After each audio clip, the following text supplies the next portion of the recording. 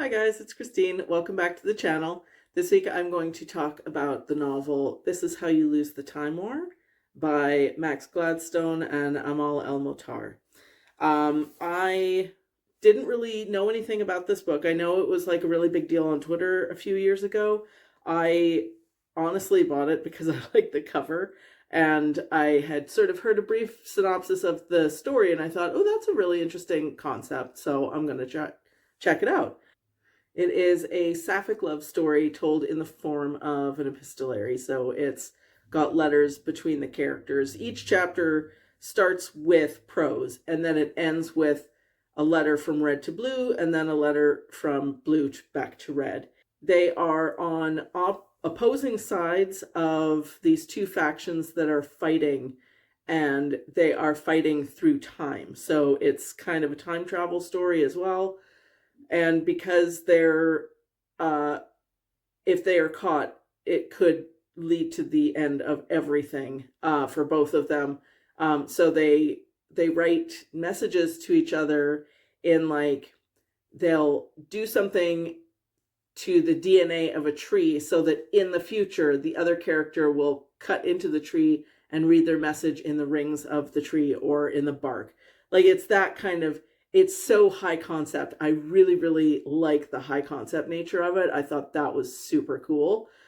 I really enjoyed the letters from red to blue and blue to red. I like they're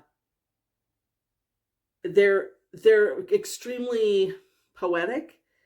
Sometimes they border on just a little too flowery, so I won't say it's perfect, but I did like some of the writing. Like, for example, there's a passage, and it's a little bit long, but it's worth it if you ask me.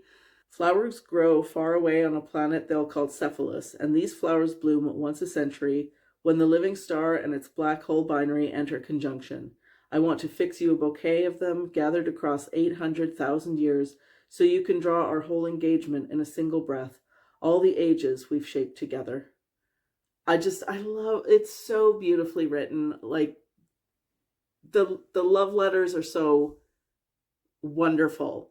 Now, I will say, as far as the story is concerned, I didn't know what was going on for a good chunk of this book. So it feels like there was some world building that was missing for me. Now, whether I was too dumb to understand it or it wasn't explained at all, either one of those is entirely possible in the style of writing that you get in this book. So I didn't love that. I feel like it could have been a little more clear for for some readers. But I did really enjoy the story. I just feel like it could have been a little clearer in the prose section.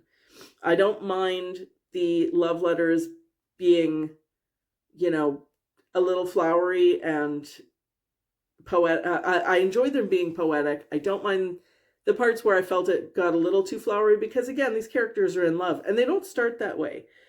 They start with messages kind of taunting each other because they are on opposite sides of a war.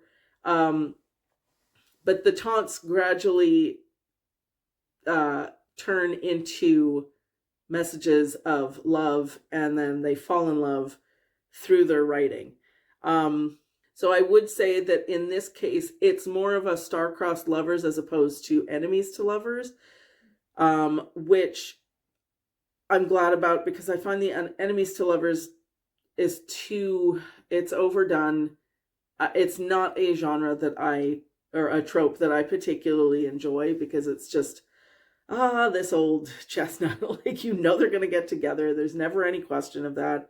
I find it boring. So, and again, romance is not really a genre that I read much of. I don't particularly enjoy it for a lot of those reasons. Like, it just feels like the same old stuff over and over again. But this one felt really different, and I like that. It's kind of, I don't know if you would call it slow at the beginning. It is kind of slow, but it's more so like just because of the structure of the book, and it takes a while to clue in, oh, that's what's going on. It's very confusing and like kind of like, what? Like I just couldn't get a toehold on it at first. It did take, I would say, maybe like 100 pages, and it's not a long book either. I think it's, let's see, yeah, it's like less than 200 pages. So the fact that it took so much of it to really get you into it, or get me into it, I should say, that sort of plays against it. But once it got me, it really got me. So I definitely would recommend it. I really enjoyed it. I don't know if, when it comes to the flowery language, like maybe I'm just not romantic enough. Maybe that's the problem. Maybe it's me, but it just felt exhausting at times. So, like I don't know if the over flowery language is just because I'm not a particularly romantic person. I don't really enjoy the genre. I don't really go for that kind of stuff. So, maybe it's me, but it felt exhausting at times. I really enjoyed the poetic language, but as I said, sometimes it strayed too far into really flowery.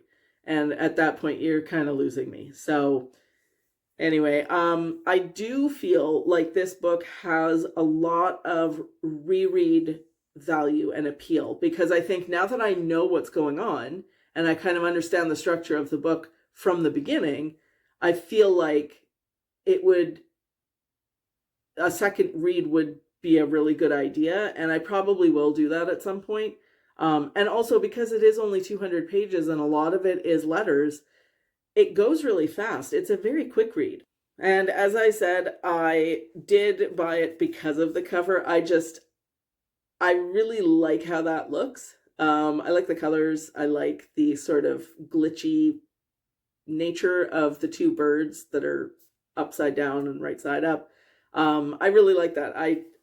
It spoke to me when I saw it, and yeah, so that, never judge a book by its cover, but I did, and turns out it was really good. So I would recommend it. I really liked it. Just be aware that it's okay to not quite understand what the hell is happening sometimes. So it might take a little bit, but maybe if you're forewarned about what it is, because I had no knowledge of this book going in. I know, like I said, there was a lot of discourse around it when it was first released, and I missed all that. So, because I'm not on Twitter, so I refuse to call it X. So I don't think that it reached me. Therefore, I didn't know what it was going in. I knew there was something to do with time travel. That was the extent of it. So that worked against me. Maybe. And like I said, I think I will get a lot more out of it on a reread, which I probably will do eventually. So that's it for me. I would definitely recommend This Is How You Lose the Time War by Max Gladstone and Amar El Mohtar. Go check it out. Okay, that's it for me this week. Bye.